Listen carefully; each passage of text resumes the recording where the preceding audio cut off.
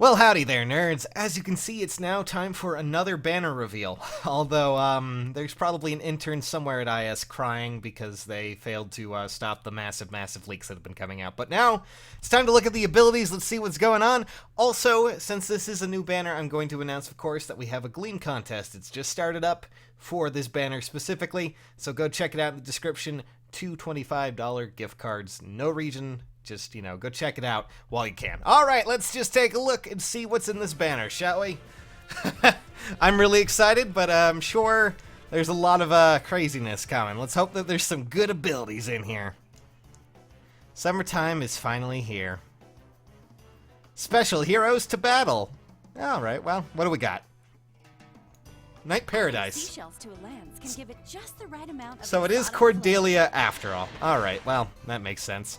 Let's see here. Shell Lance plus, if unit initiates combat, grants attack speed, defense, and res +2.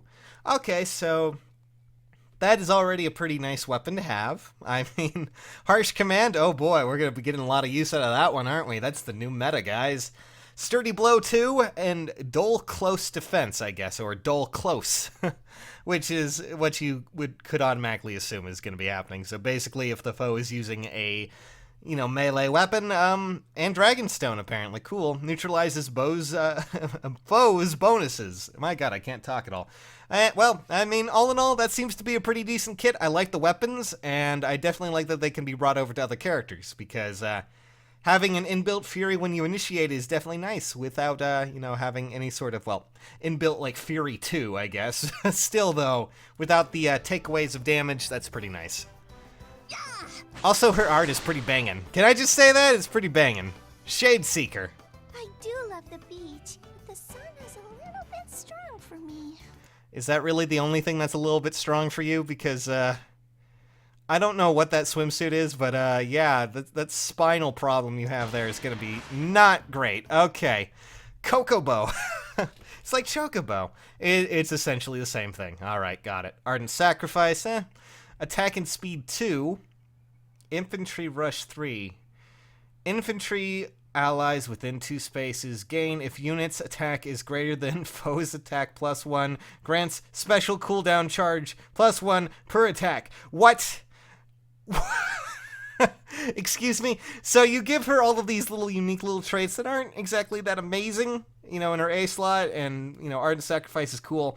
But, Kokobo, that's what you want to call it, is pretty cool too. But Infantry Rush is basically giving all infantry units Heavy Blade.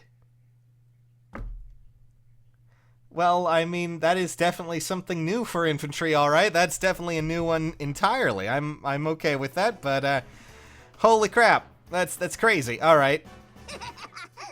Okay, they still have her crazy personality. I'm assuming that's gonna be for everything, obviously. Even if I'm swimming, my form must be without flaw. Yeah, well, I think there's been a lot of chlorine in that water, buddy. Beach Banner Plus, if unit initiates, grants attack, speed, defense, and res +2 during combat. Yeah, what a surprise, but we also have Defense Feint, which, well, I mean, that's about on par with Speed Feint, so I don't really see a problem with it. It's going to be pretty useful if you can make a way around it with your rally skills, and since he does have them, hey, why not? But Beach Banner seems pretty cool, but honestly, the Defense Feint is probably the biggest draw here. He also has Goat Flyers, which is pretty nice, at least for a kit, which, by the way, this is a flying axe unit. I just need to remind you guys. So, yeah, he's going to be a flying axe unit on a dragon, so therefore his res might not be that great. I know someone said, oh, I hope he has great res, but I'm not too sure about that. Want Now, to go swimming? Let's go. Now, that is what I like to call the legs, because, yeah, this is ridiculous. Okay, fruit of that, I'm not going to be able to say it. Grants +3 speed if unit's HP is greater than or equal to 50%. Allies within 2 spaces can move to a space adjacent to the unit. Okay, so that's actually not too bad at all. So I'm pretty sure that's a really nice ability to have as a weapon. It reminds me a lot of Hinoka, of course, which, technically I'm fine with. Considering this is a flying red tome unit, I'm okay with a little bit of guidance in our path. Just, a little bit better. With that, rally speed and res, of course, but attack and speed push 3. At the start of combat, if unit's HP equals 100%, grants attack and speed plus 5. But if unit attacked, deals 1 damage to unit after combat. What? So it'll give us that additional effect if she's at full health, but only if she's the one who's but if the unit is attacked, it deals another additional 1 damage to unit after combat. That's a little weird. It's kind of an odd ability. Renewal, and then of course spur attack and defense 2. Huh. I'm not so sure how I feel about all of this, honestly. But I need to see that spell. Oh, okay, that was worth every second. Of course, Tana gets the special attention here that comes with a lot of that, and there's also Noire as well. Oh my god. Anything special hidden in here? Nope, it does not look like it. Instead, we are just stuck here with the lovely ladies and the one gentleman that are coming from this. So let's just... Obviously, Tana is going to be the big attention seeker here. She has a full kit at the start. Rally, of course. Attack and speed push, I'm going to have to see how well that goes. But her weapon seems to be pretty nice, granting additional speed and, of course, the additional effect of allowing a unit to move within 2 spaces, or at least if they're in 2 spaces, they can move adjacent to the unit, which can be pretty handy. I'm wondering how well this is going to go on a flyer tome unit, but should be fine.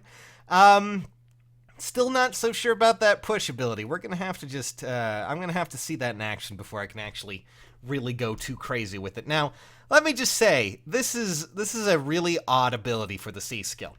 Infantry Rush basically means that we're going to be giving all of infantry characters that are out there a additional ability to have Heavy Blade if they happen to have it.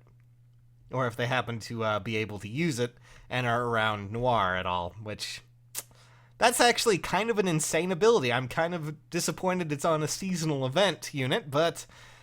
Hey, at least it's something more for infantry to work with, but I do find it hilarious how we have infantry allies within 2 spaces gain if unit attacks. It's the most increasingly boggling mind, math problem that keeps growing every time we have a new unit. We're gonna have to start getting into, algebra and all that other trigonometry and all that nonsense when we get there. Cordelia probably has one of the more basic kits out there. But that doesn't mean too much. We should, whenever people look at their base kits, they always go, these aren't going to be that great. But you need to remember, we've made fun of units before. Legendary Ryoma we weren't too sure about, and then he turned out pretty good. And then, of course, we also have all sorts of other nonsense with, like Shigure and all that crap. So I'm not too skeptical of what might be happening, but, Dull Close is actually something I'm hoping will come out on a normal unit sometime in the future too. All in all, they seem decent, but if I were to say one thing, I would probably go for... Good lord, that voice. I would probably go for Noire myself. She's just so... Well, not only that, but her C skill is insane sounding. And then, of course, Tana is probably the biggest show there. But Innes has a feint... And, of course, that seems to be really about it when it comes to these. I'm not sure how strong they're going to be based on their abilities alone, but Tana and Ennis seem to be like the clear winners. Noire seems to be pretty strong as well with her ability. Actually, I'd honestly put Noire before Ennis now that I think about it. Because that's a whole lot of nonsense going on there. And then just, man. Well, there are your characters, nerds. Tana, Ennis... I forgot her name, Noire, and of course, I didn't really forget her name, Cordelia.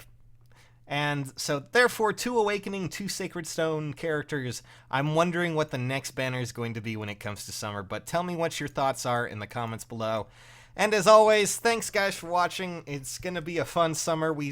Before anyone panics about there only being 1 male unit, I do have to remind you that we technically have another summer banner coming up in 2 weeks anyways. So we're going to be having a lot more where that comes from. So stay tuned. It's going to be exciting. And, of course, we have that giveaway. So which characters are you aiming for based on your looks at these abilities, guys? A lot of the weapons seem really great, and you know it's going to be something that I'm wondering how it's going to work out when we get them into game, and how they're going to work on other units too. Defense feint though, of all things. Alrighty, nerds. Catch you in the comments. Bye bye.